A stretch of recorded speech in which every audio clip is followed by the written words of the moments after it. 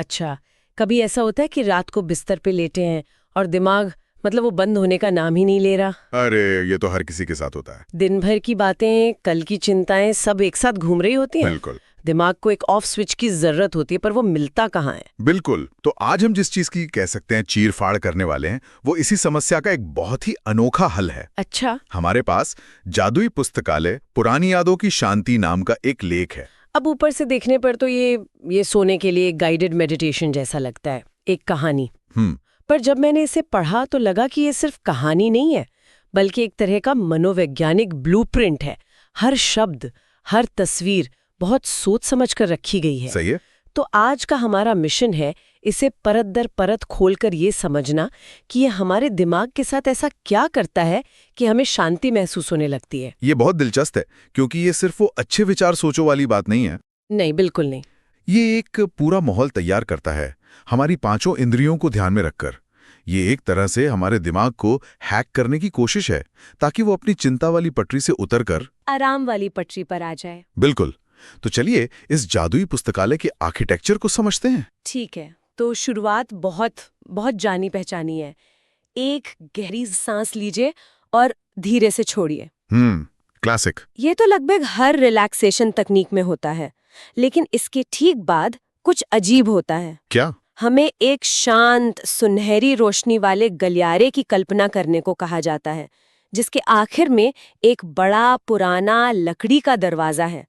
और सबसे अजीब बात, क्या? उस दरवाजे पर कोई हैंडल नहीं है। अच्छा। वो बस हमारे पहुंचने पर अपने आप खुल जाता है।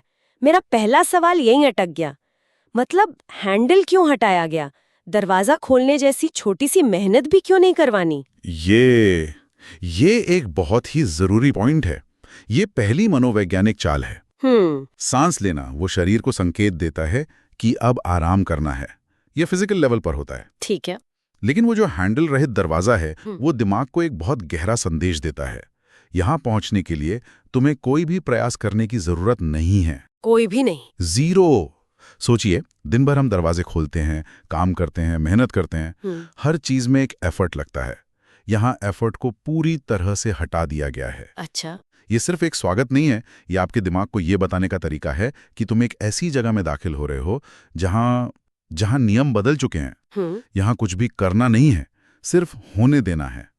ये एक जीरो एफर्ट जोन की शुरुआत है। अरे वाह, मतलब दिमाग को शुरू में ही सरेंडर करने को कहा जा रहा है। बिल्कुल ठीक है, तो ये बिना मेहनत वाला दरवाजा खुलता है और हम अंदर पहुंचते हैं। और अंदर जो है वो भी बहुत खास है। एक बहुत बड़ा गोल पुस्तकालय, जमीन से लेकर बहुत ऊंची छत तक हर तरफ लाखों पुरानी लेदर की जिल्द वाली किताबें हैं। मेरा सवाल यह है कि किसी बीच या जंगल की जगह एक लाइब्रेरी ही क्यों? ये थोड़ी अजीब चॉइस नहीं लगती? पहली नजर में शायद लग सकती है, लेकिन अगर हम प्रतीकों की बात करें तो पुस्तकालय ज्ञान, शांति और एक तरह से व्यवस्था का प्रतीक है। व्यवस्था? हाँ, ये एक ऐसी जगह है जहां क्योस यानी अराजकता नहीं होती। हर चीज अपनी जगह पर होती है। हमारा चिंतित दिमाग अक्सर अराजक होता है ना, विचार कहीं भी भाग रहे होते हैं। हाँ बिल्कुल। तो ये माहौल उसे एक शांत व्यवस्थित जगह में लाता है। और इसके गोल होने का भी एक मतलब है। क्या मतलब है? गोल आकार में कोई नुकीले कोने नहीं होते, कोई अंत नहीं होता। ये सुरक्षा और संपूर्णता का एहसास देता है। अच्छा। मनोवैज्ञानिक तौर पर ये हमें एक कोकून या कह सकते हैं गर्भ जैसी सुरक्षित जगह की याद दिलाता है, जो हमें बाहरी दुनिया से बचाता है। ये अवचेतन मन को एक सिग्नल है कि तुम यहाँ पूरी तरह से सुरक्षित हो। सही कहा। और फिर एक और बहुत ही खास डिटेल है। लेख में हवा में धूल और पुराने पन्नों की एक हल्की मीठी खुशबू का जिक्र है। ये इतनी छोटी सी बात है, लेकिन पढ़ते ही दिमाग में एक तस्वीर बन जाती है। ऐसा लगता है जैसे ये गंध किसी खास चीज को ट्रिगर करने के लिए डाली गई है। बिल्कुल, ये शायद इस पूरे मेडिटेशन का सबसे शक्तिशाली हिस्सा है। सच में? हाँ, हमारी पांचों इंद्रियों में से गंध ही अकेली ऐसी इंद्रिय है जो सीधे हमारे दिमाग के इमोशनल और मेमोरी सेंटर यानी लिम्बिक सिस्टम से जुड़ी है। अच्छा। ये हमारे तार्किक दिमाग को बाईपास कर जाती है।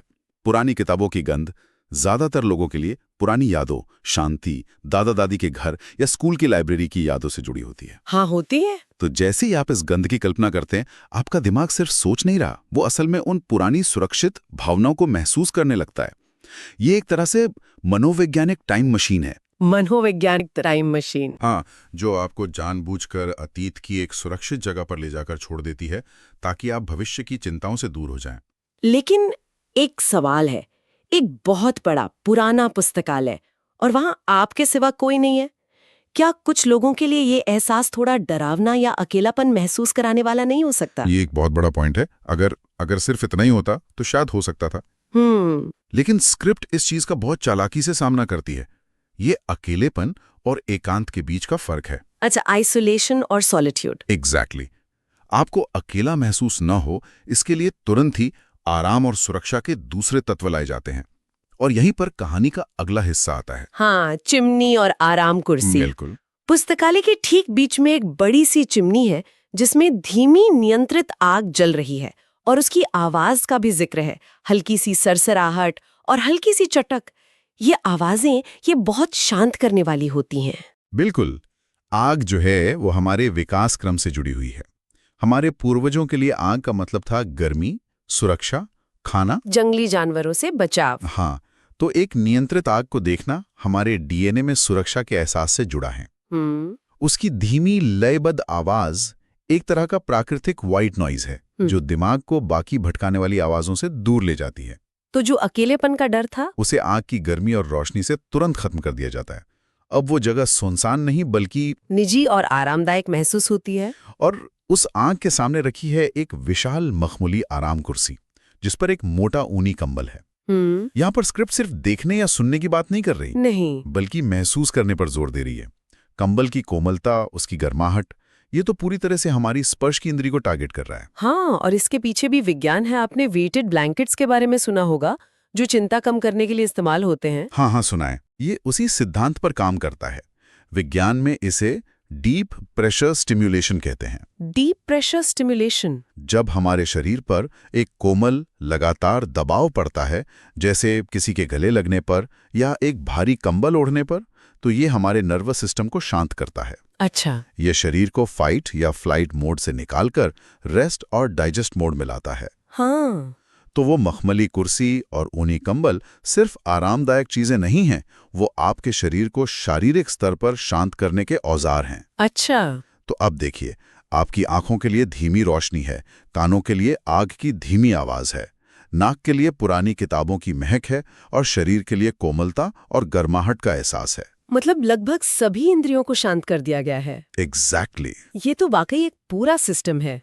यहाँ तक तो हम शारीरिक और भावनात्मक रूप से शांत हो चुके हैं, लेकिन अब कहानी का सबसे दिलचस्प और दिमागी हिस्सा आता है।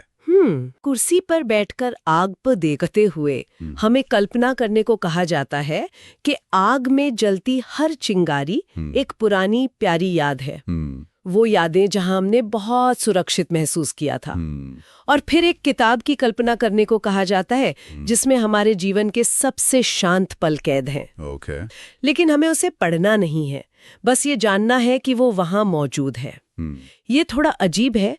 यादों को सीधे याद करने की बजाय चिंगारी से क्यों जोड़ा गया और किताब को बिना पढ़े रखने का क्या मतलब है? ये दिमागी तौर पे बहुत ही शानदार तकनीक है। अच्छा। अगर मैं आपसे कहूं कि अपनी सबसे अच्छी याद को याद करो, तो आपका दिमाग काम पर लग जाएगा। हाँ, बिल्कुल। कौन सी याद, कहाँ थी, क्या हुआ था? इस प्रक्रिया में मेहनत लगती है और कभी-कभी अच्छी यादों से भी तनाव जुड़ सकता है। सही बात है। लेकिन यहाँ आपसे यादों को दोबारा जीने के लिए नहीं, बल्कि दूर से देखने के लिए कहा जा रहा है, एक जलती हुई चिंगारी की तरह।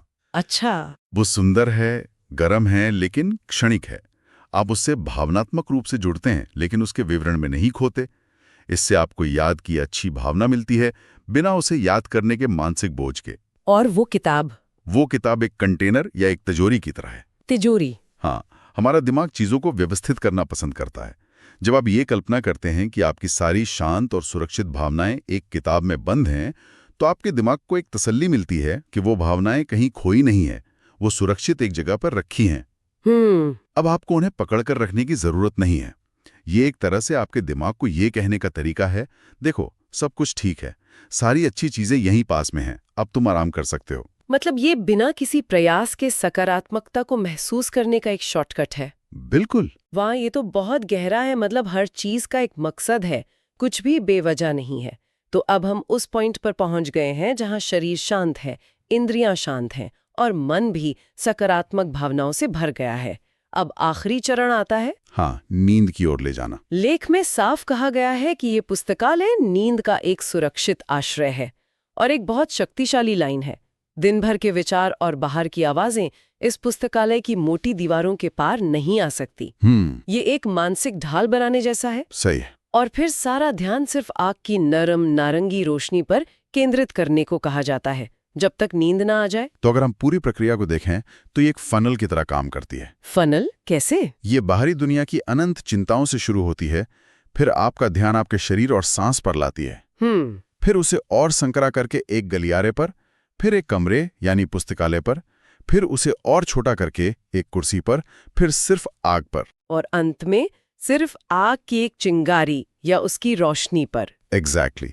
आपका ध्यान एक बहुत चौड़ी जगह से हटकर एक बहुत ही छोटी, शांत और सुरक्षित जगह पर केंद्रित हो जाता है। अच्छा। जब दिमाग का फोकस इतना छोटा और सरल हो जाता है तो बाकी विचारों के लिए जगह ही नहीं बचती, वो अपने आप दूर हो जाते हैं और नींद आना एक स्वाभाविक प्रक्रिया बन जाती है। तो ये माइंडफुलनेस ही है। बिल्कुल, लेकिन एक कहानी के ढांचे में बुनी हुई। तो कुल मिलाकर ये जादुई पुस्तकालय सिर्फ एक अच्छी लगने वाली कहानी नहीं है, बल्कि ये हमारे नर्वस सिस्टम को शांत करने, हमारी इंद्रियों को आराम देने और हमारे विचारों को एक जगह पर केंद्रित करने का एक कदम दर कदम गाइड है। बिल्कुल सही। सांस से लेकर दरवाजे तक, गंध से लेकर कंबल तक और यादों से लेकर आग की रोशनी तक, हर हिस्सा एक सोची समझी मनोवैज्ञानिक रणनीति का हिस्सा है। ये सच में शब्दों के जरिए एक सुरक्षित दुनिया बनाने जैसा है। बिल्कुल, ये लेख हमें आराम दिलाने के लिए अतीत की यादों का एक पुस्तकालय बनाता है। हर चीज जो हमें सुरक्षा का एहसास दिलाती है वो हमारे अतीत के अनुभवों से जुड़ी है। लेकिन यहां से एक और दिलचस्प सवाल उठता है। क्या? मतलब, ये सोचने के लिए एक बात है। बताइए। क्या इसी तकनीक का इस्तेमाल भविष्य के लिए भी किया जा सकता है? भविष्य के लिए मतलब? क्या हम किसी बड़ी चुनौती जैसे किसी जरूरी मीटिंग या एग्जाम से पहले अपने दिमाग में एक ऐसा ही मानसिक स्थान बना सकते हैं? अच्छा। जहां किताबें पुरानी यादों की नहीं, बल्कि आत्मविश्वास, तैयारी और सफलता की संभावनाओं की हों। एक तरह से भविष्य के आत्मविश्वास का पुस्तकालय बनाने के लिए। क्या यह संभव है? ये सोचने के लिए एक दिलचस्प सवाल है।